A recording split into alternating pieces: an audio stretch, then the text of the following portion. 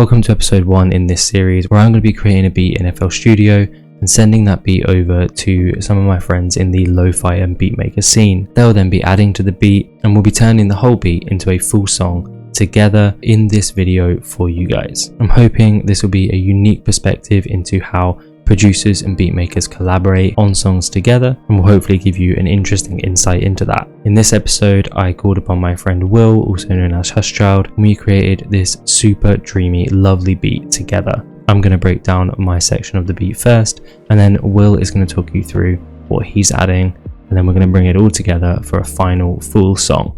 So let's get to it. It's episode 1 of Kaiyo Collabs. So here we are in FL Studio, and I've got here a really simple loop pattern. It's currently just sitting at about 13 or 12 to 13 bars, but it's actually really just 8 bars. This is just duplicated to give you kind of a feel, mini sort of a structure that I'm going to send over to Hushchild. If you do want to check out any of Hushchild's music, I'll drop all of the links in the description below. So to start this track, I came up with this piano progression.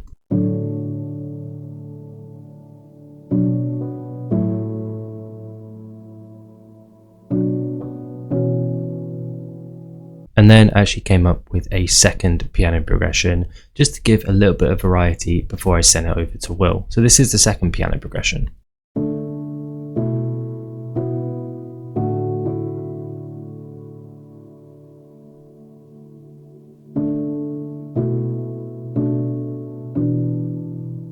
In my head, this was the main progression, and then the other one was sort of like the intro, possibly B section. Once I had those, I added a nice drone for some ambience, and you'll see I've got here in the main section just a simple A and D. So this is how our drone sounds.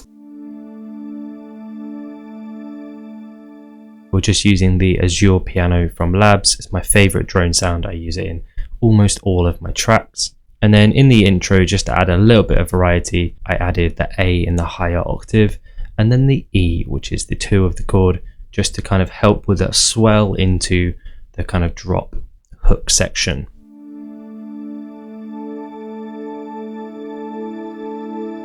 So for our intro, that's almost it, except I did add this synthetic guitar arp sound.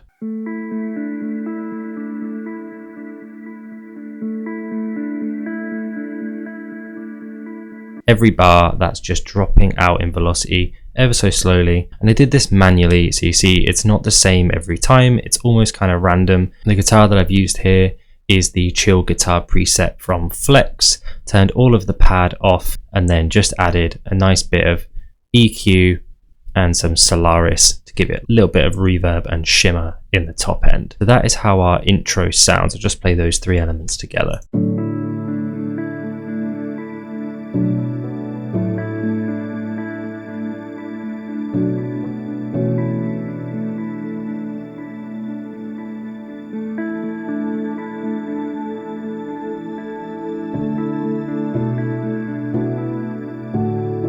And then you hear the second piano comes in for that main hook section. And I really didn't want to overproduce this because I wanted to leave loads of room for Will to add his own touches and his own features. So at this point, I just added a nice kind of shimmer, and it just sounds like this, really simple.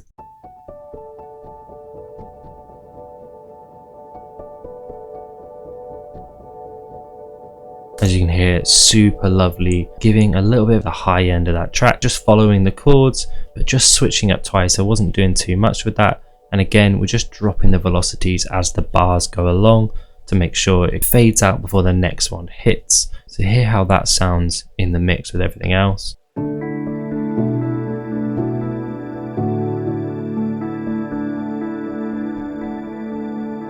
That's simply just washed out with a big Valhalla Supermassive preset.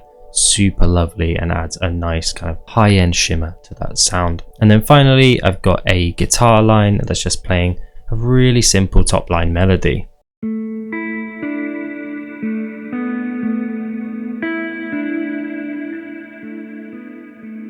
Kind of sticking to these same few notes, and then I added a little bit of like manual delay here by just adding the same as kind of these sections at the end of the second bar, but turn that velocity down loads just so you get this kind of echo. So it goes, and then again. Super simple, but just adding like a nice little manual bit of delay. I've got loads of control over how that sounds. And again, we're just using the Flex Chill guitar preset with some EQ, focusing in on the frequencies that I like, and then a Solaris reverb, adding a bit of reverb and a bit of shimmer. The final element here is just a bass, and that's just simply following bass notes of the chords. Here's how the bass sounds on its own. Doubling up those octaves. So this is how the whole section sounds together.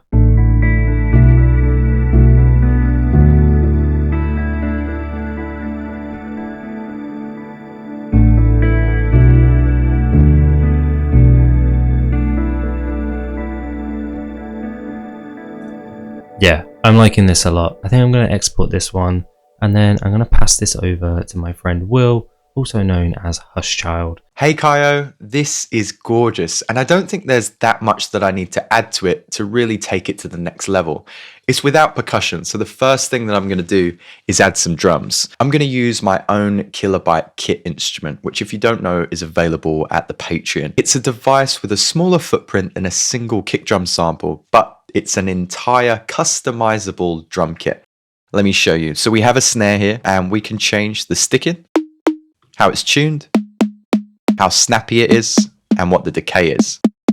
It's supposed to be an instrument that continues to get updates, and I'll add more drums to it. And one of the second things I added was this little toy snare, but I just like to take the decay down for lo-fi stuff. So it's just a nice tap. I'm going to start with a kick snare and hi-hat and basically follow the pulses of the guitar so that they play together.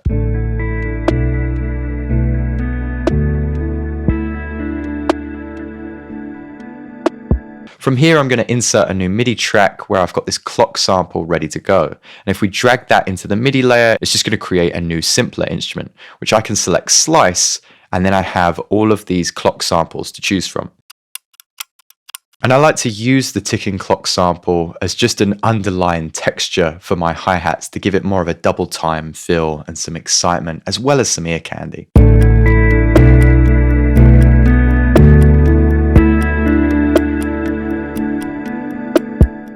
I like that first loop, so I'm just going to duplicate it up and then add an EQ real quick, just to get rid of any kind of muddy notes. I'm noticing that at this point in the mix, there's space to add another instrument, almost a response to what's going on. So I'm going to use the Ample Sound semi-hollow guitar on the slide setting to just add this eerie kind of call out.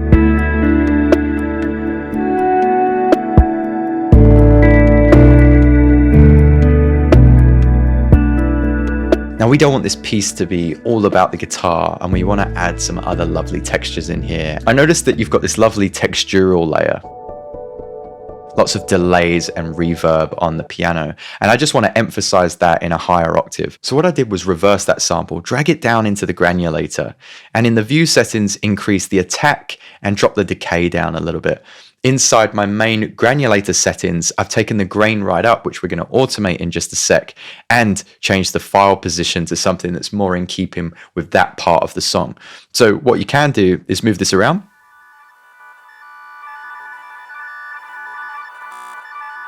And change that grain position. And that's exactly what we're going to do in this point of the song. So you must make sure that you've got your automation arm on, because we're going to be recording some automation.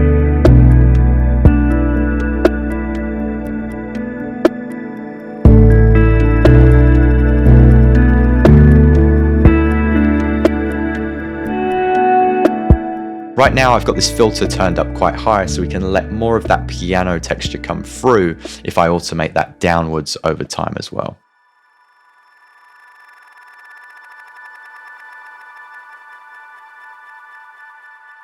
I'm really liking the sound of this. The last thing that I want to do is copy up that Kilobyte kit, because I added a transition button. Transitions are often the things that we struggle with. They're also a repetitive task. So I created this really easy to automate button where you can create risers and hits, and I think it just deserves a hit right here. So all we should do is create one long MIDI note in which we automate some of these parameters. Right now we have this. which is great as it is. It's going to decay it on its own. But if you just automate the high pass and increase that LFO, you'll get some automation over time, and then we can take the volume down over time as well. So it's a nice hit.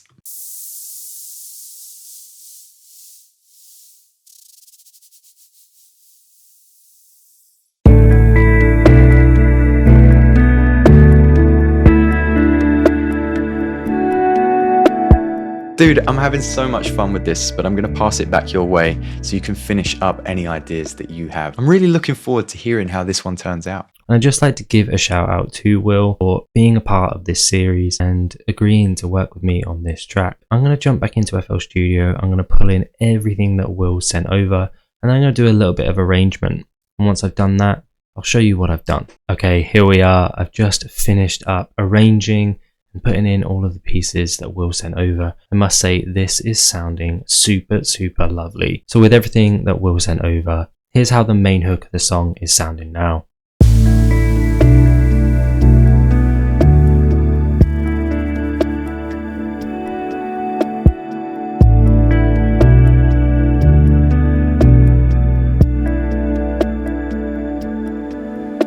So once Will sent me back those stems, I dropped them all in and did a real basic arrangement. 8 bars for the intro, 8 bars for a hook, 8 bars for a bridge, tiny little break, and then 8 bars for a final hook and a last 4 bar. So I just kept it really simple, and then I started playing around with the things that Will sent me. These amazing drums, super simple, just a kick, a snare, a hat, and then this lovely ticking clock sound. I did actually add in an extra hi-hat sound just because I thought it really fit the beat, and I wanted to put in something slightly different in the intro. Because I've extended that intro to 8 bars, I wanted to bring some drums in before the hook started. After the first 4 bars of our intro, I brought in a hi-hat sound that's not the one that Will added, a separate one, and then his snare solo. And I put an EQ on those to kind of muffle the sound ever so slightly. And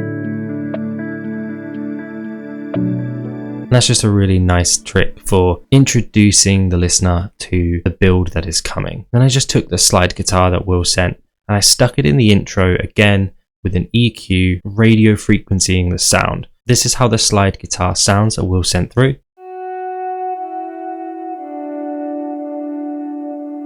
And then in the intro, I pitched it up a whole octave and then squeezed that sound with an EQ.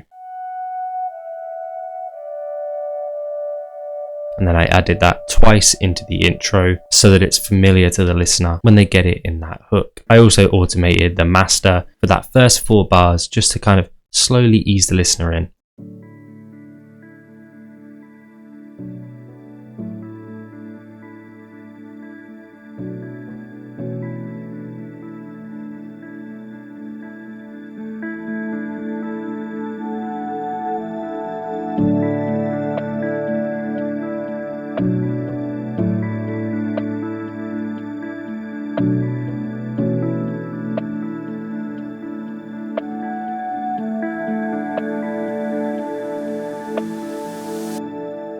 And then the big hook, everything coming in together.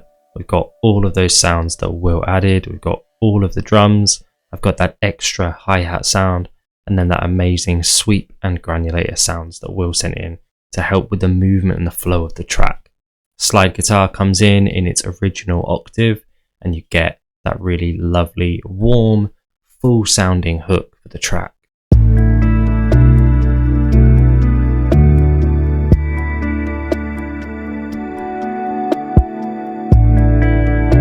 I then doubled up the slide guitar to come in at the end.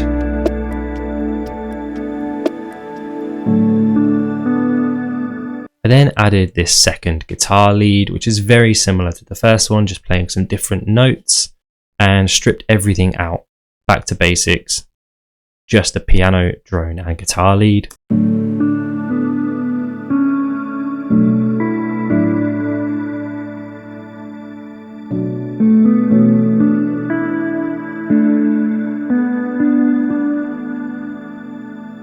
And you'll notice in this section that we've gone back to our intro piano, just to signal that this is a different section. This is the B section of the song. And then for the final 4 bars of the bridge, I brought in that lovely delayed piano arp, and I layered up the piano with a whirly piano. I added the Labs Super Soft Whirly DI, which is just a really lovely piano sound, and I've been playing with this a lot recently. And I've just used this to give a higher register, kind of electronic piano sound.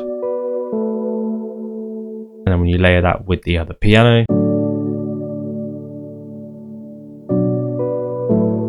then if we stick everything in together, it just adds a little bit of background.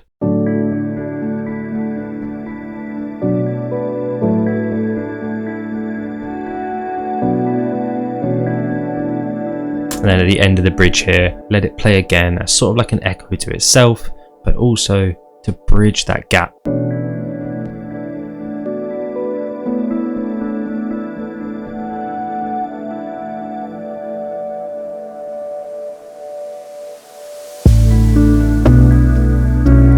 And there's that slide guitar from the intro playing again to bridge that gap.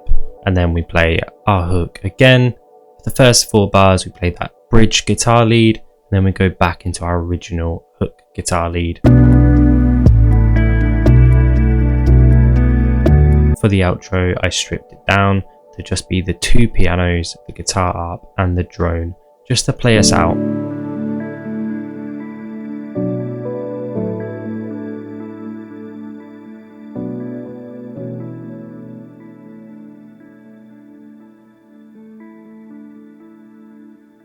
Couple final transition sounds, a couple of extra ambient sounds in the middle of those hooks, and we are done. I'd just like to say a massive shout out to my friend Hushchild for agreeing to be in this video. Will also runs a YouTube channel and has an amazing array of videos on there talking about all kinds of things music production related. I'll put a link in the bio and I'll put a link up here. Do go and check out his channel. It's truly amazing and a massive inspiration for me. So just like the shout out, Will, again, thank you for being a part of this video. And yeah, I think that's the end of episode 1 of Kaiyo Collabs. And just a little update, myself and Will have agreed that we both love this track and we'll be dropping it on streaming platforms. It will be available the day this episode goes out. So do go stream the track everywhere. I'll put a link in the bio. Streaming this track would be an amazing way to support me and Will and support this channel in growing. Now I'm hoping this is going to be a regular series on the channel.